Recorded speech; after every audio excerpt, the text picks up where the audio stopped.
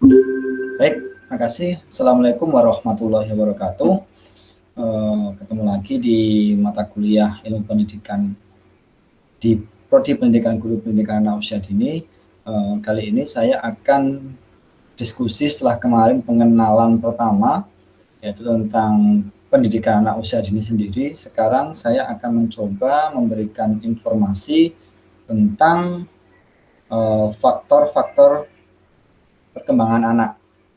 Nah, teman-teman di sini yang sudah bergabung di mata kuliah saya pastinya tidak asing dengan istilah anak usia dini, pasti itu. Nah, sekarang setelah kita kemarin sudah berdiskusi banyak meskipun via online lewat Google Classroom dan YouTube yang sudah saya sediakan tentang konsep dasar pendidikan anak usia dini, sekarang kita akan mencoba bergeser ke faktor perkembangan anak. Apa saja itu? Nah, sekarang yang paling dominan dalam perkembangan anak itu adalah peran keluarga. Dapat dipastikan bahwa keluarga itu adalah rumah pertama, rumah pendidikan, rumah segalanya buat anak. Jadi keluarga yang pastinya pertama membawa informasi untuk anak didiknya. Nah, kemudian dalam waktu kurun 24 jam, anak pastinya sekitar lebih dari setengah hari mereka berkumpul dengan keluarga. Apalagi di saat pandemi sekarang. Jadi waktu berkumpul dengan keluarga itu lebih besar daripada waktu normal. Jadi intinya di dalam keluarga, di dalam rumah itu adalah tempat yang harusnya melindungi anak dan menjadi salah satu tempat paling nyaman buat anak. Nah, karakteristik hubungan keluarga beda dengan pihak-pihak lain. Yang pertama ada ketergantungan materi itu pasti. Jadi anak-anak selalu bergantung dengan ayah dan ibunya, kakek dan neneknya, ataupun saudara-saudaranya. Dan interaksi itu bersifat asli dan tidak bisa dimanipulasi. Makanya ketika anak ketemu ayah dan bundanya, mereka pasti akan manja, menunjukkan karakter aslinya tanpa ditutup-tutupi, dan terkadang sisi-sisi negatif itu akan keluar ketika mereka bersama keluarga. Sisi negatif di sini maksudnya bukan hal yang salah, akan tetapi ketika anak misal sama teman-temannya sangat jaim ketika dia malu untuk mungkin ngomong sesuatu dengan temannya, tapi ketika dengan ayah bundanya mereka sangat terbuka. Itu yang berarti interaksi bersifat orisinil atau asli dan tidak dapat dimanipulasi.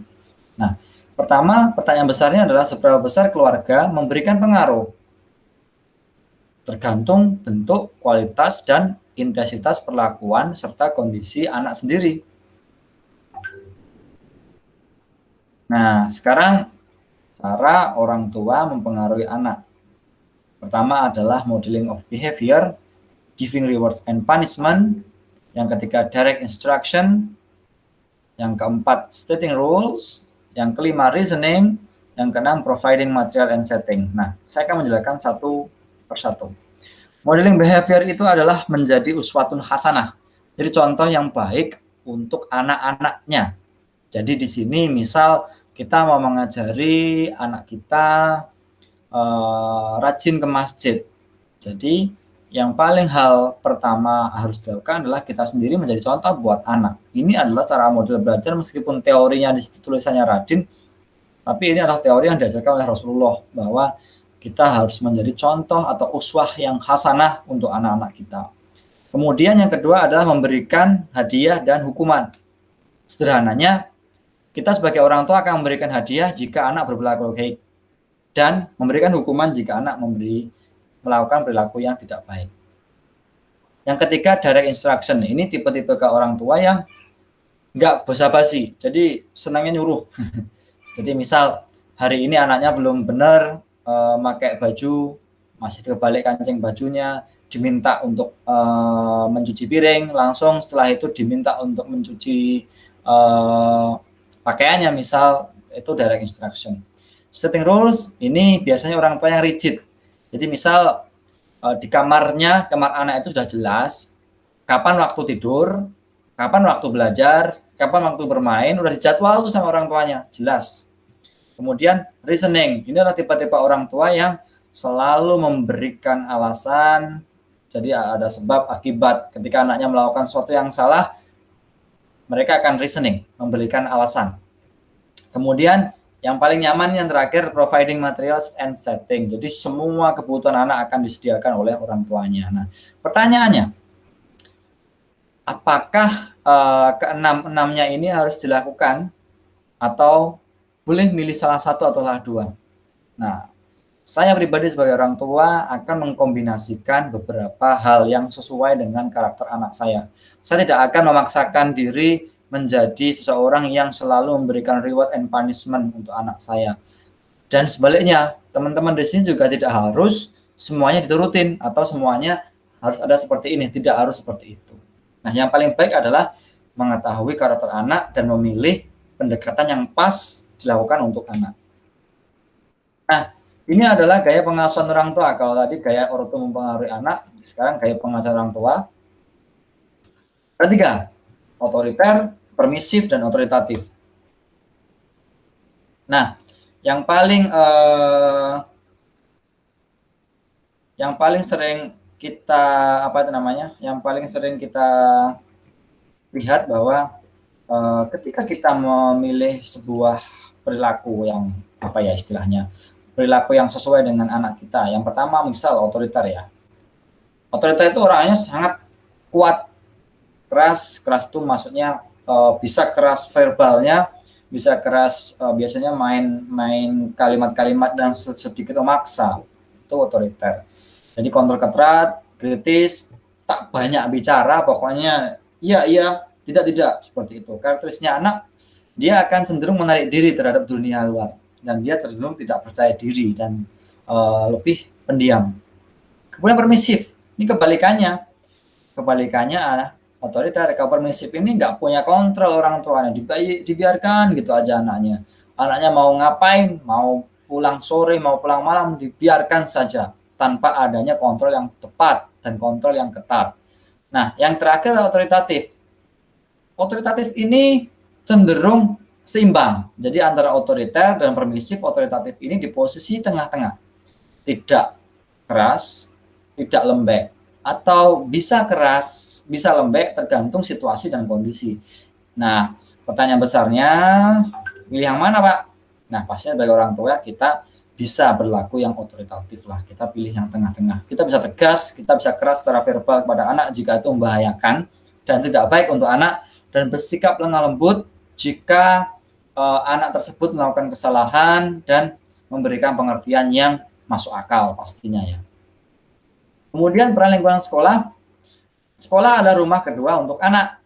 Sekolah berfungsi dan bertujuan memfasilitasi proses perkembangan anak secara holistik, integratif, menyeluruh, sehingga anak berkembang secara optimal sesuai dengan harapan. Nah, di sini ada beberapa hal yang paling sering ada di sekolah, itu adalah guru dan staf, kemudian kegiatan belajar yang tersusun lewat RPPH yang sudah disiapkan, dan muatan faktor baik dari implisit yang sudah tercipta, yang sudah digunakan dalam kurikulum. Nah, kemudian perubahan konteks sekolah ini sering terjadi ya, teman-teman di sini ya, biasanya ganti kepala sekolah, ganti guru, ganti aturan. Ya, sekarang mungkin yang paling terasa adalah pada waktu corona ini. Konteks sekolah semuanya online, tidak terdapat interaksi tatap muka secara langsung. Nah, ini saran. Jadi pertama, sediakan kontinuitas program. Meskipun kita tidak bertemu secara tatap muka, tapi ada satu program. Misal sekarang di Ponorogo belum boleh home visit ya, tapi paling tidak ada LKS yang disampaikan kepada anak-anak. Saya yakin teman-teman guru sudah melakukan itu. Namun harus continue, harus selalu diupdate. Kemudian pelihara komunikasi guru. Jadi antar guru, antar kepala sekolah harus terus komunikasi. Sekarang ada grup WA ya, jadi lebih mudah. Nah, siapkan anak melewatinya, conditioning. Ini yang paling berat. Kalau di nomor 1 dan nomor 2 ini enak ya. Jadi kita ini secara personal dulu dengan guru, Dan kepala sekolah kalau yang terakhir ini conditioning. Jadi anak-anak akan selalu merasa dirinya berbeda. Jadi ketika di rumah mereka pasti merasa libur. Nah, itu jadi tantangan besar buat kita. Nah, yang terakhir, libatkan orang tua dalam proses transisi. Pas banget ya. Orang tua adalah komunikator yang sangat penting dalam proses perubahan konteks di fase COVID ini. Jadi menurut hemat saya, teman-teman di sini jangan berputus asa, jangan berkecil hati. Kita semua berada di fase yang sama, baik melalui pendidikan PAUD, anak usia dini, dasar, menengah, atas, sampai perguruan tinggi melalui proses dan fase yang sama. Kita harus sama-sama bahu-membahu, bergotong royong, saling memahami, saling mengisi, saling mengerti, bagaimana nanti menjadi salah satu pencari solusi yang terbaik dalam kondisi sekarang. Nah, untuk nanti pertemuan ini saya cukupkan 2. Jadi pertama interaksi orang tua dan interaksi sekolah. Nanti silahkan dipantau aktivitas di Google Classroom-nya untuk semakin memperkuat pemahaman kita. Jadi kuliah ini nggak terlalu banyak-banyak teori dalam artian terlalu lama-lama dan lain sebagainya. Sedikit-sedikit, yang terpenting teman-teman ada aktivitas di situ mendengar perkuliahan saya. Jadi mungkin simple, singkat mata kuliah saya. Kita ketemu lagi, nanti akan saya buat video lagi perkuliahannya tentang proses perkembangan anak. Kita masih berlanjut di slide selanjutnya.